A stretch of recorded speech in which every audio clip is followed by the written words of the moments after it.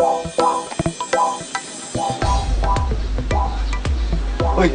Agatha. Ano mo yung puwet mo?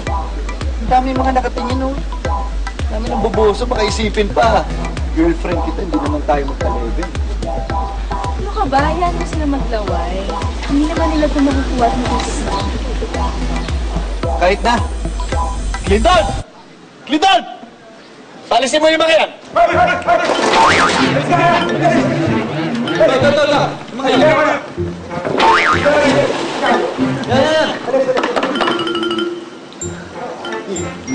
Wala na sila. Mabalik lang ako sa usapan natin kanina. Alam mo yan si Juan. Para-paraan yan. Isipin mo magjowa na nga kayong dalawa.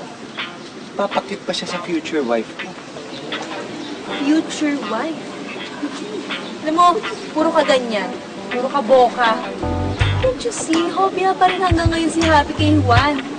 Eh, paano naman kasi wala kang ginagawa para mapunta sa yung atensyon mo? Anong walang ginagawa?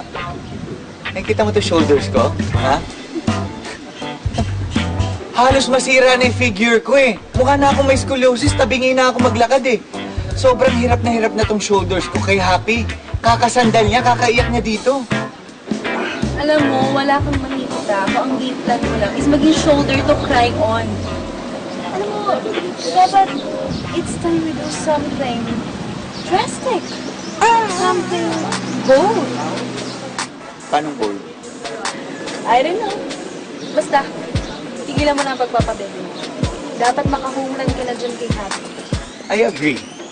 Alam mo, hindi pa nga ako nakaka-first base kay Happy. Kailangan na siguro talagang maka-home run. Ititigil ko na ang pagpapabebe ko. Magiging beast mode na si Bang. At sasabayan ko ng maging bold.